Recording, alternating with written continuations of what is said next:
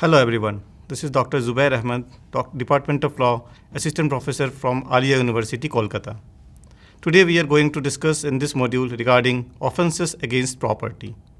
The Indian Penal Code 1860 prescribes various types of offences that are considered to be an offence against the property.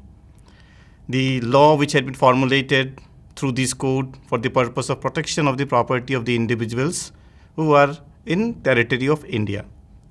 This property is an integral part of the human individual's rights. For the offences where the police officer can arrest a person without a warrant, this is called as cognizable offences. There are some offences where a police officer need to have a warrant, these are called non-cognizable offences. So depending upon the intensity of the crime and the gravity of the offences, the arresting power is prescribed therein under Indian Penal Code. Similarly, there is bailable and non-bailable types of offences. A bailable offence is an offence whereby the police officer can give away bail when the offence is committed by an individual. Generally, it is for petty offences, small offences. Whereas the offences whereby a police officer cannot provide bail and a person is to be presented in front of the court and a judicial officer can provide a bail, this is called a non-bailable offence. Similarly, we have got compoundable and non-compoundable offences. In case of compoundable offences, the aggrieved party can compromise the offence and the person can be left out. Whereas in case of non-compoundable offence, the aggrieved person cannot give away an offence as these offences are considered to be grievous offences committed against the state.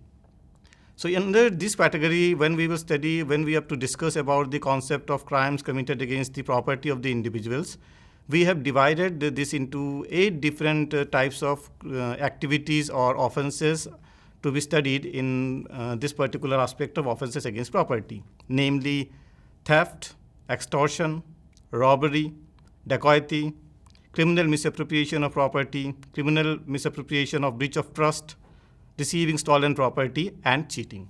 So here we will discuss all these concepts one by one in order to understand that what are these offences that may be committed against a person's property. We will start with the concept of theft. Section 378 of the Indian Penal Code deals with the concept of theft. Theft, a very common offence which is committed by the individuals, and the content of this offence is that whoever takes or dishonestly moves an movable property out of the possession of a person said to have committed the theft. So in case of theft, the main essential is the moving or taking away of a movable property. That is, the subject matter of the theft is a movable property. And such property must be under the possession of any individual. Possession means under the custody of any individual. So a person when moves this property in order to taking away, simply moves this property in order to taking away, it can be said that the offence of theft is completed. In case of theft, it is not necessary that the taking is complete. Simply moving the property may amount to commission of the theft.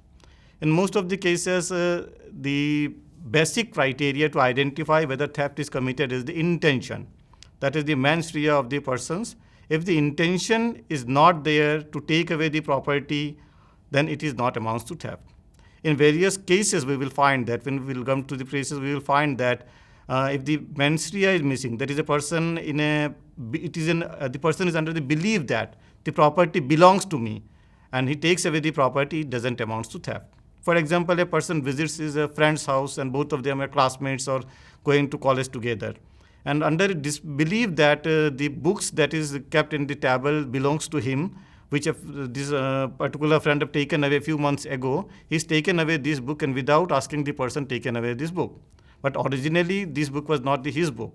This book belongs to that particular person's book from whose custody it had been taken away, and might be his original book is kept somewhere else. So there is intention is missing. So if intention is missing, the commission of theft is not completed, and it is most essential part for commission of an offence. The Indian Penal Code provided punishment for theft under section 379. The punishment provided is up to 3 years imprisonment and fine. So punishment for commission of theft, if a person is found to committed an offence of theft, the person will be punished up to 3 years imprisonment along with this imposition of fine by the appropriate court. The next concept is the concept of extortion.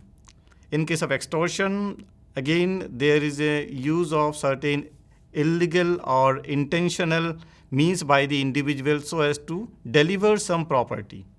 In extortion, the basic element is that when a person extort, that particular person puts another person in fear of loss of reputation or bodily harm, so as to make that person deliver something which can be converted into something valuable security, or delivers any property or anything signed or sealed which may be converted into valuable property.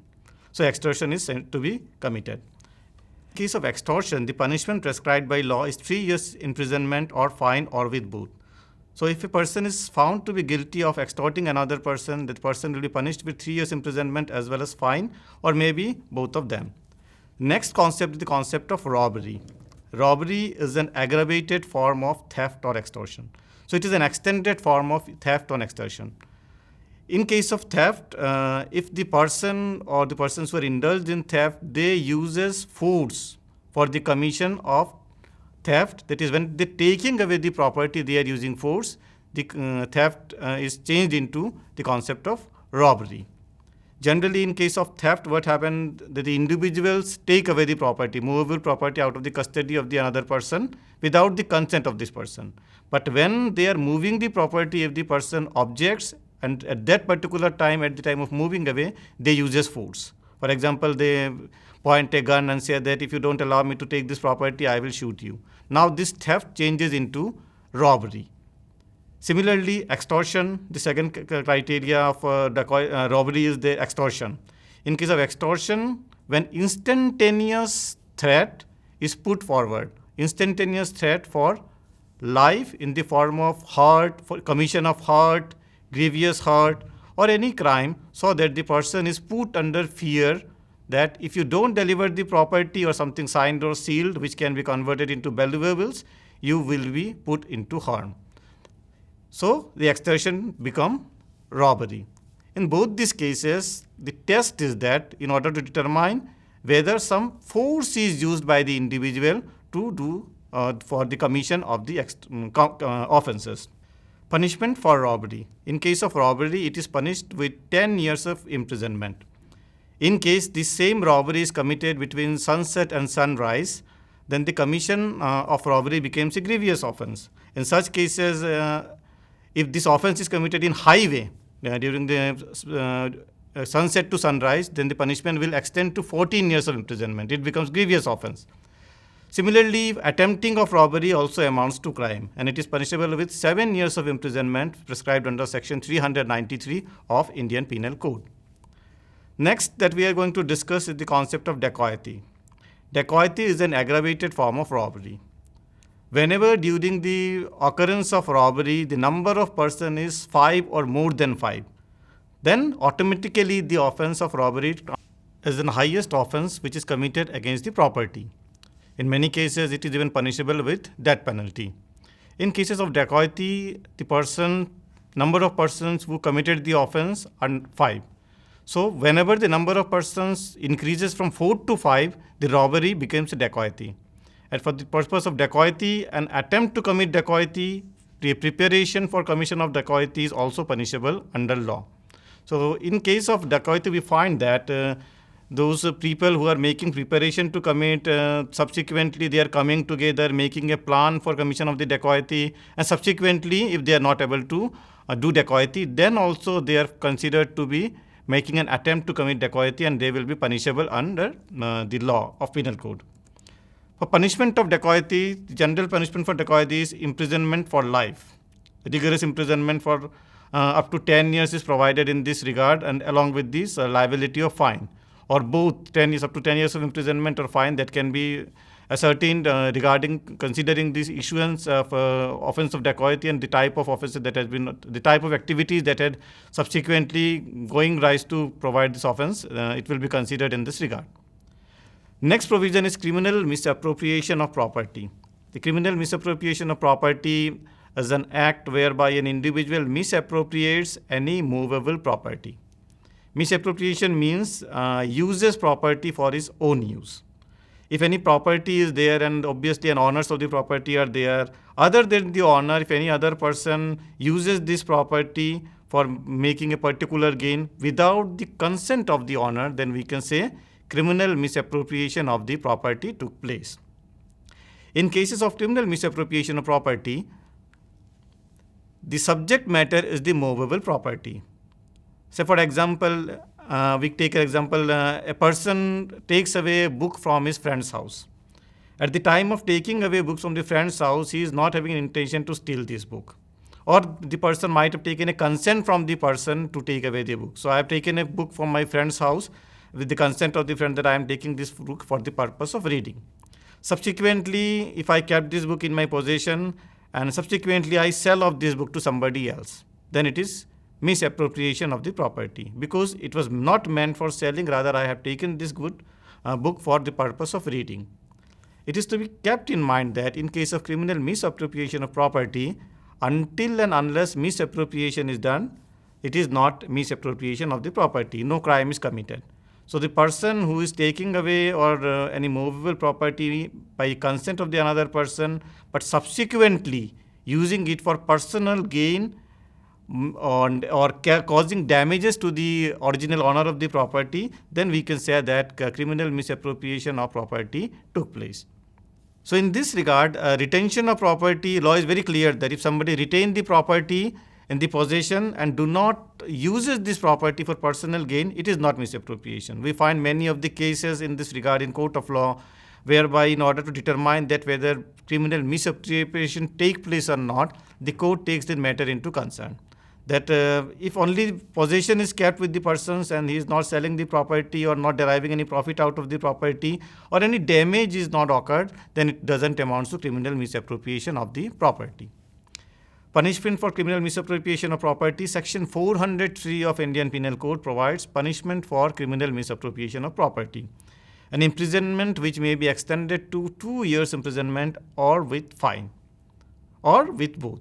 So up to 2 years imprisonment or fine or both can be inflicted upon a person under section 403 of IPC who are convicted for the offence of criminal misappropriation of property. The next concept is a criminal breach of trust.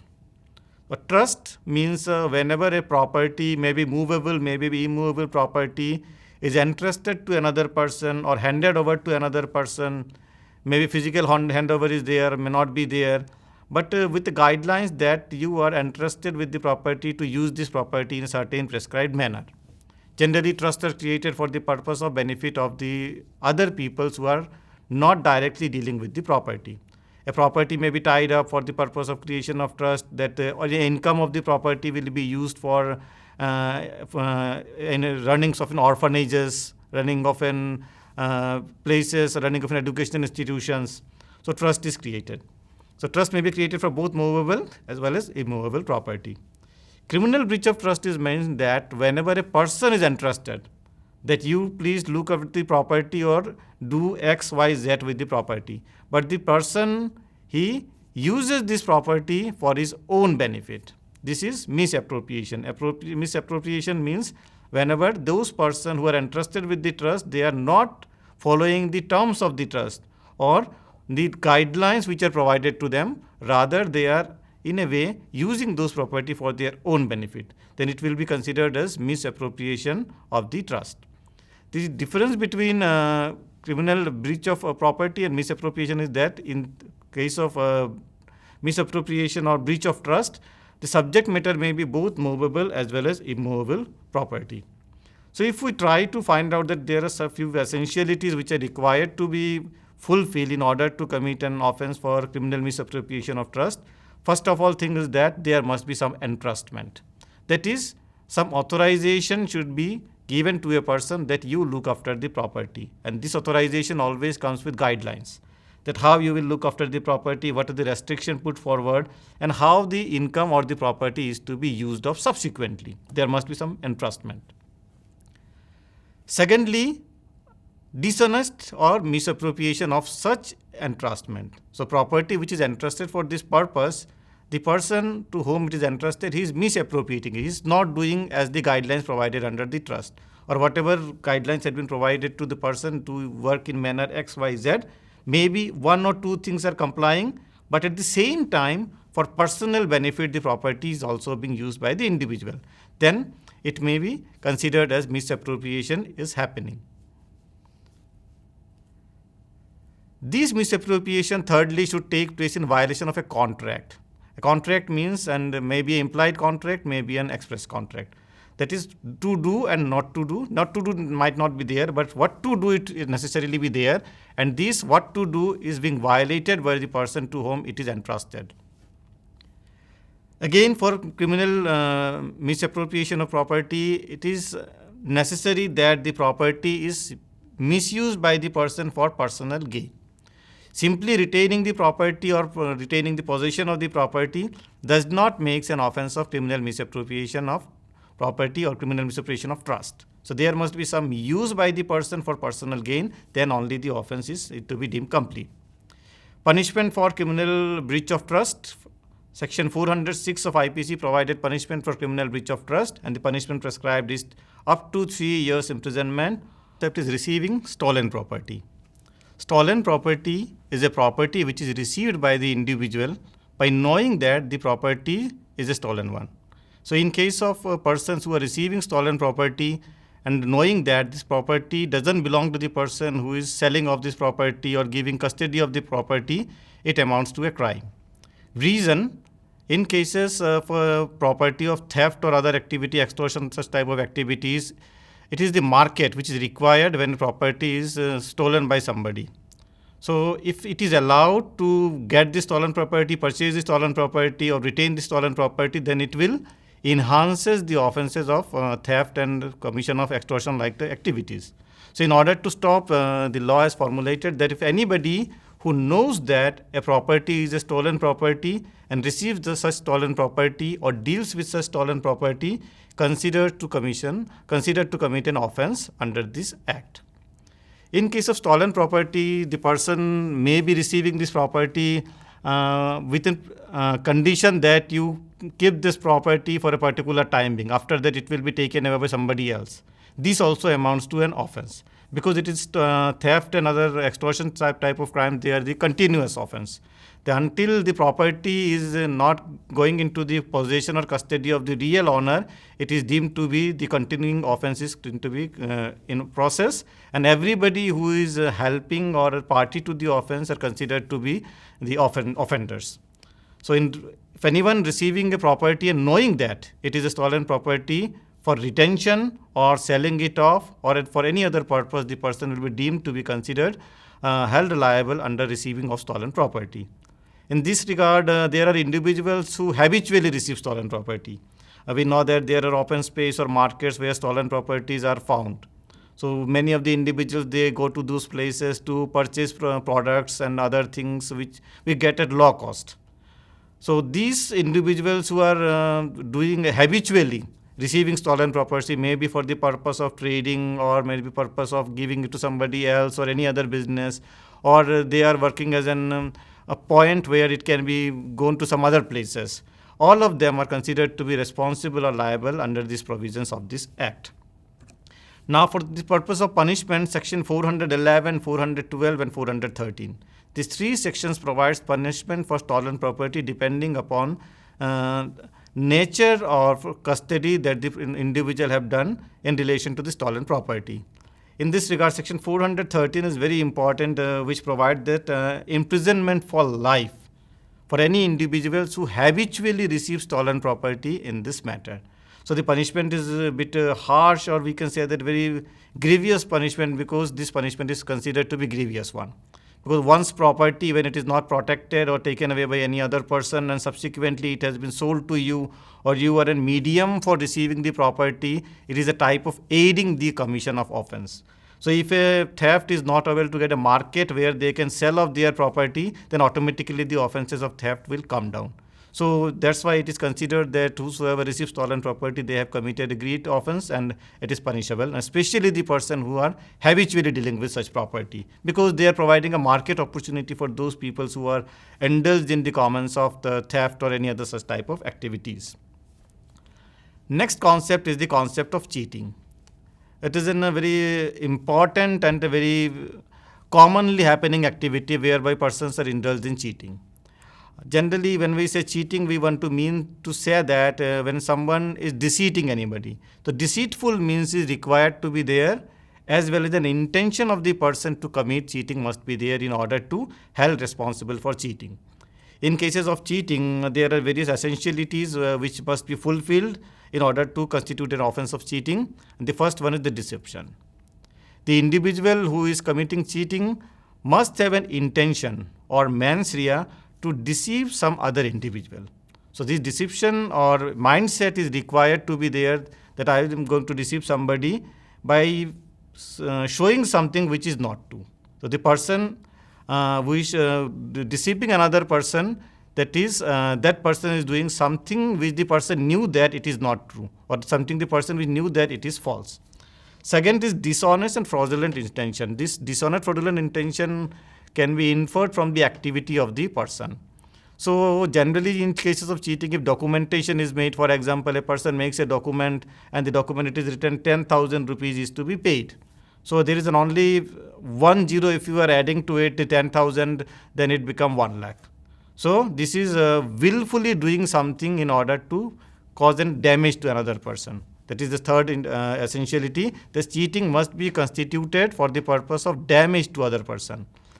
The other person to whom the damage is caused is unaware of the fact that the person is deceiving him. So the person is unaware of the fact that the person is deceiving him by commission of any type of activities, maybe putting a zero in a document, or writing something, a false document, making false document, or by personification, that is showing that I am the person X, but actually I am not the person X, then it amounts to cheating. At final stage, we can say that there must be some damage caused for essentialities of cheating. If the damage is not caused, then the offense of cheating is not complete, or we may say that cheating is not conducted by, or cheating is not done by the person. Some resultant damage must be there because of the activity of deceit by the individual. This damage generally constituted in the terms of monetary damages, or maybe damage to the reputation as well as. So especially in cases of cheating by personification, which is a very important class of offense under Indian Penal Code, where a person represents himself or herself to be other person. So person X shows that I am person Y. When becoming person Y, he deals with the other person, maybe selling of the property, giving a signature, a forged signature in the document so as to get any advantages out of it, or causing a damage to the other person. The offenses of cheating is said to be completed. Punishment for the offense of cheating. Section 417 provides punishment for the offense of cheating, and it says that a punishment of up to 1 year imprisonment or with fine can be provided for cheating, or both. So for an offense of cheating, punishment may be for 1 year imprisonment or fine, or with both. Section 420 in this regard is very important, and it's very widely used section, whereby cheating is committed by using forged documents. And it is vehemently seen that in most of the cases the cheating is done through documentation. Because in law, most of the cases we find for transfer of property, or making a deed to happen, or making any such of activity where power is entrusted, or certain sell or selling is required to be done, certain purchasing is required to be done. Oftenly the instruments are used, that is the written documents. So in these written documents, if deceitful means are used by putting something, or if at the time when you are making a contract, certain sum is written, subsequently you are changing this sum. So doing something illegal with the document or the instrument itself, or making a false signature of the individuals, representing someone else to be becoming someone else, so as to deceive individuals while for doing a particular act. So in this category, section 420 provided for such type of cheating, and it is considered to be one of the heinous crime.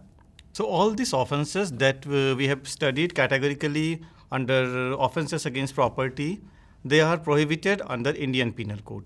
It is the responsibility of the state to provide a mechanism for protection of the individual's property. So we know that whenever these offences are committed, the state takes steps for protecting our interest, and by maintaining certain laws and order in this regard. So the Indian Penal Code is meant for this purpose. Most of the offences that we have discussed under these topics, they are compoundable offences, because the property is an individual matter. So if an offence is committed against a person and the person themselves ready to compound the offense, that is, they are going to pardon the individual, have an out-of-court settlement, then it is allowed under the law. Some of the offences which are grievous in nature, for example, robbery, dacoity, they are not compoundable in nature. Obviously, because they are very high class of grievous offences, and the state, this type of offences, if it is happening, then it is providing a problem for the state to tackle with these issues in near future. So individuals who are into the offences of dacoity or robbery, if they are pardoned by the individuals whose property has been taken away, then subsequently they may exercise the same offences in near future. So that's why these offences are not compoundable offences. Some grievous offences, they are non-bailable in nature, so that the judicial magistrate who are looking after the cases, they can determine by going through the steps that had been conducted in the course of offense, so as to determine that whether the quantum of punishment can be given or bail can be given. That is, if bail is given, they will go outside. So there is chances of tampering with the evidences. Similarly, the bailable, non-bailable category of offences that is required to be understood in the light that bailable offences are generally the petty offences. The petty offences they can provided bail, so there is very less chances of tampering with the evidences or they are making any changes in the circumstances of the cases. That's why they are provided as a bailable offence.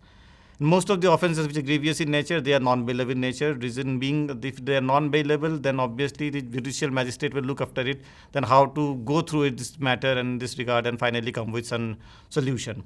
So though there is a state is meant there to protect the interest of the individuals in the form of enacting certain laws for individuals' protection, in the form of protection of the property, but still there is a responsibility which is prevailing in the society, and as a human being, as a citizen of the country, as a people, responsible people, we must understand that many a time we may not be aware of the fact that our acts are constituting an offence. So we should be very careful because it is very tough to prove that what leads to intention or not. In many day-to-day course of time, we are doing some various things and we think that it might be an ordinary thing, it might not constitute an offence, but absolutely it might be an offence in when we go to the penal provision that is prescribed therein, especially for the offences of theft and criminal misappropriation of property and criminal misappropriation of trust, because it is very hard to determine that actually whether you are misusing the property or not. Many a time you might feel that it is only for some personal benefit I am getting, but I am doing my duty to look after the property so I can get gain. Secondly, you may think that I have been provided entrustment to look after the property, so I make certain changes, but it is not like that. You have to take care that everything is maintained according to the provisions of law, and if there is any exception is provided to you to do something, then only you can proceed with this. So this is this lecture upon how the state as well as the law protects the property of the individuals and how these offences are categorized under the Indian Penal Code for offences against the property. Thank you very much. Cut.